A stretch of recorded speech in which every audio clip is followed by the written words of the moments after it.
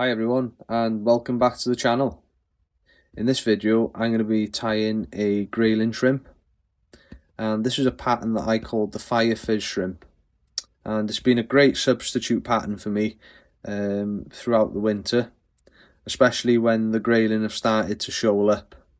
So typically I would start off with a pink shrimp, and once I've got to a section of water and I've gone through it a couple of times and I've caught fish on the pink shrimp, for example. We'll all know the pink shrimp as Grayling anglers. It's quite a consistent pattern, but sometimes when the fish have seen the pattern so many times, they tend to shy off. And that's the thing with Grayling, they're quite sulky fish, so when the pink stops working, this has been a great substitute pattern. So this is like a Czech nymph pattern, and originally some of the Czech nymph patterns would have had a threaded body or a threaded rib. So this is a great pattern for that, and when the fish have seen everything else basically. So there's a little insight into the pattern. I'll start by mounting the hook in the vise. So this is an original Czech nymph hook, and this is the Hanak 300 BL in a size 12. This is a great profile hook, especially for a shrimp pattern. And the thread that I'll be using is the Semperfli Classic Wax in 8/0, and this is in a fluoro orange. So I'm just going to start by catching in the thread and building a thin layer of thread on the body, and this is to make sure that the lead does not spin on the body. So I'm just going to put a thin layer of thread down, and then I'm going to tie that off with a whip finish.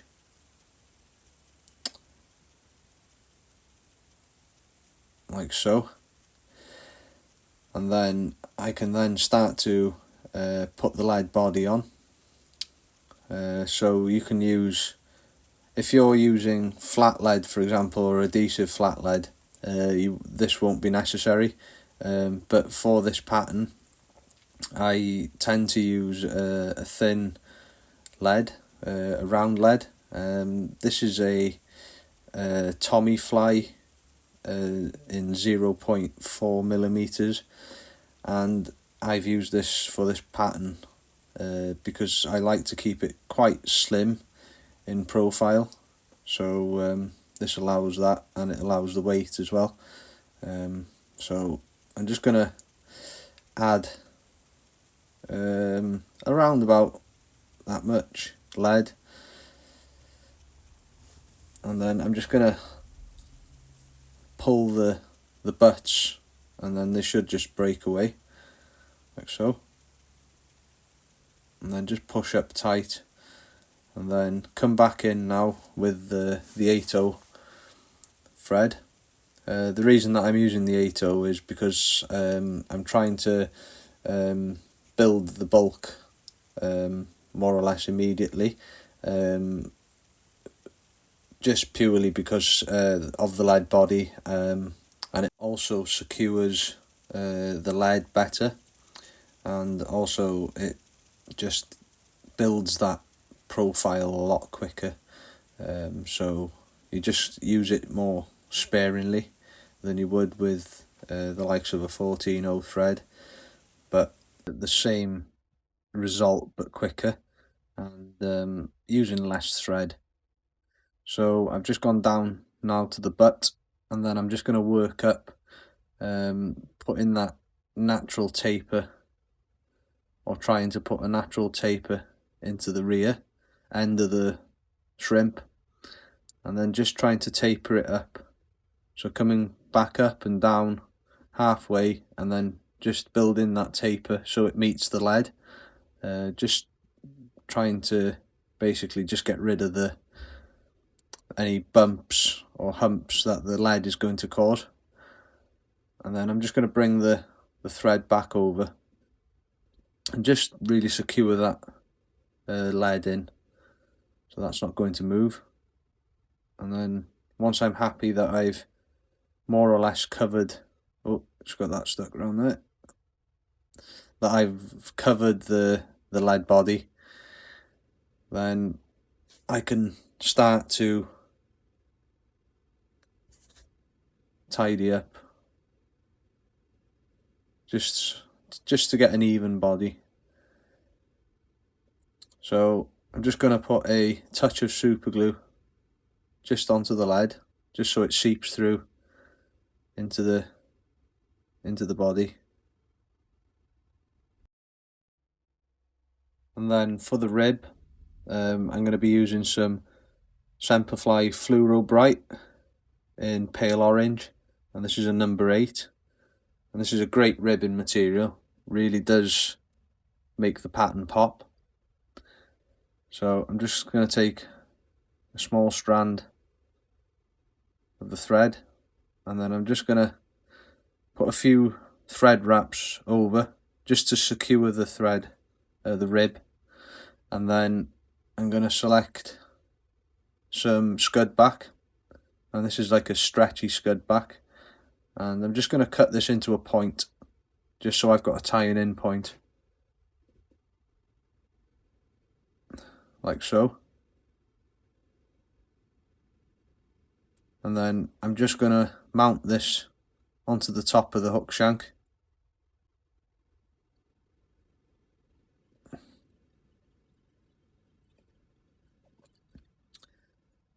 I'm just going to catch that in by the point, and then once it's caught in and you've got a few securing wraps over, you can then pull the scud back, or the skin, quite firmly, and then just pull down and just tie it down.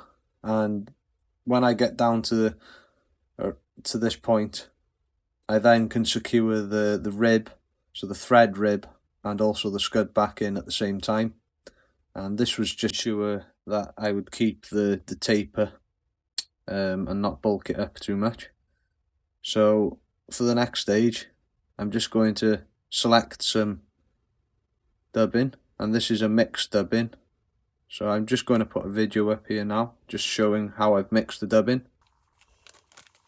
So the first colour will be a sky blue ice dubbing,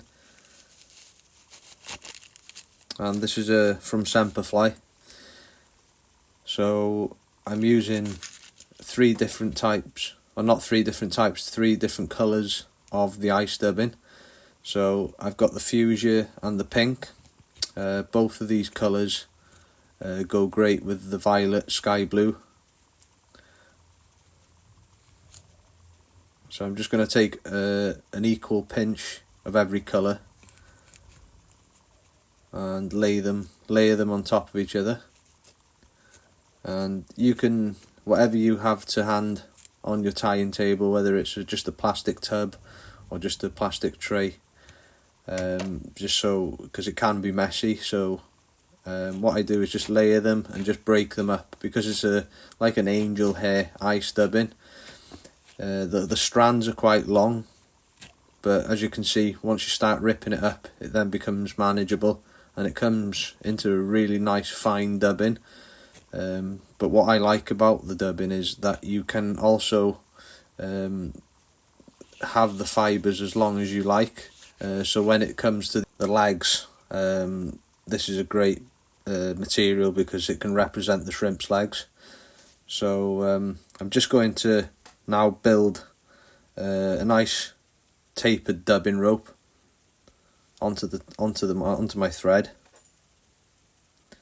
and then I'm just going to start off very, very thin with a tight rope, and then just taper it.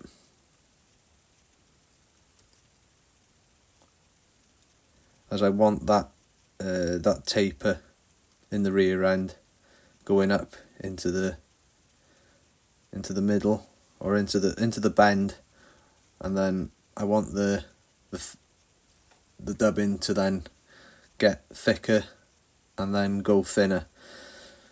So it's like a hump in the back, as a natural shrimp would have, and then just taper it back down to the front of the hook eye, down to the eye.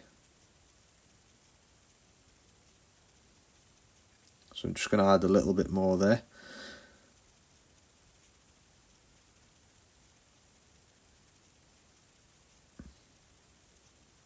So as I'm winding, I'm just tightening that dubbing rope, just to ensure when it comes to picking the fibres out at the end, that they are nice and tight to the body. So I'm just going to rip this away, or cut it away rather, and then just brush everything back away from the eye, just so you've got a nice tying in point there for the scud back. So that looks alright. Once you're happy that you've got a nice base there, and just a few fibres there, a few fibres from the dubbing just sticking forward. So I'm just gonna wet my fingers and just pull that down, and then just grab the scud back, and then just check to see if it's nice and even each side.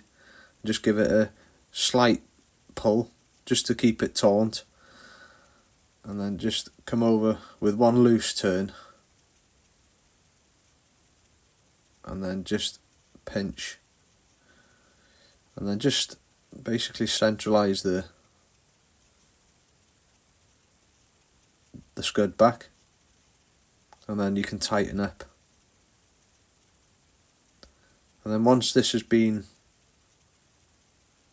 tight with a few nice firm thread wraps, come in with a whip finish, and then just come over around about three times,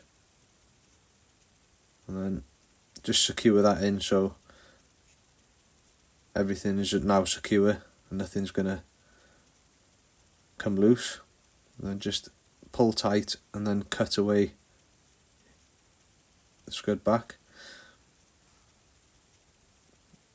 And now, because I put the whip finish in, the thread's now not going to slip off, so I can change the angle of my shrimp in the vise. So now, as I've changed the angle, I can now get the rib to now grip the body, because I've changed the angle, and as I work forward now, the thread will naturally want to go with me rather than fall off the back of the hook. So just coming up in touching turns, just trying to open them ribs as I'm going, just to give it a bit more of a natural segment, and be quite firm with the thread as well, the rib.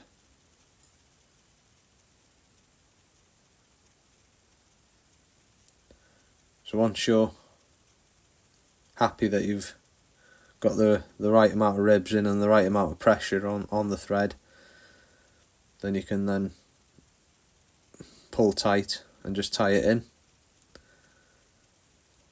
And 2 or 3 wraps over the thread should be enough just to catch it in, and then you can cut away your excess, like so. And then what I'm just going to do now is just tidy up this head area, and then just build a nice pronounced head. And this actually will work as well as a trigger point as well, because they do like a hot spot. So I'm just going to build this head, just tidy things up.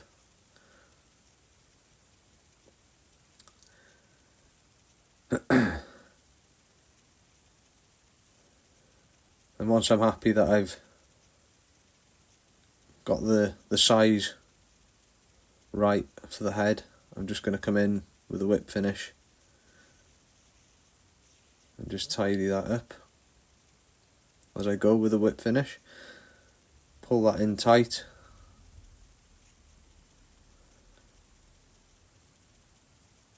And that's the beauty with these Semperfli threads, these 8/0 threads. They're very, very strong, so you can put some pressure on. And that's the fly done. Now all there's need to do is just pull out the fibres from the dubbing, and these will represent the legs.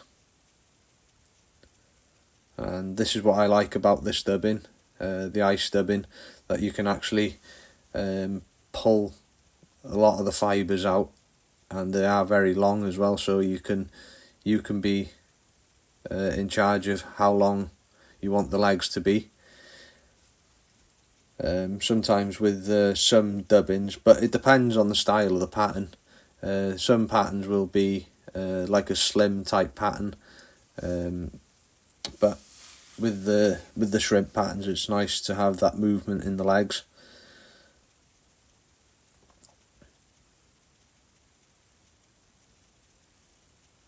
So I'm just going to pick a nice amount of the fibres out, and then I can come in then with my scissors and cut the legs to the desirable length. I usually like them round about level with the hook point, or just above, and then just as I'm cutting, just pull down, and you'll see it kind of frays the end of the legs.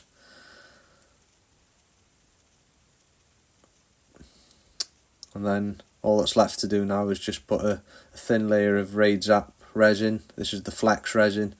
I'm just going to put a thin layer of this on the head, but you can use varnish, it's up to yourself. I'm just going to use some resin and just take your time and just work that resin around the head.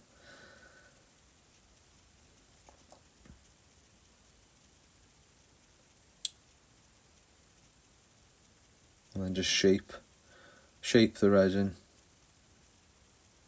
to the shape you want the head. And then once that I'm happy, I'll come in then with the UV torch and give that a quick zap, and then that'll be the fly done. So I'll just give that a quick zap, and then that should go off immediately. There's no messing about with the raidzap resins. They do cure quite quickly. Probably the best ones I've used. So if you've liked this video, please give me a thumbs up, and if you want to see more content like this, then like and subscribe to the channel, and I'd much appreciate it. Thanks for watching.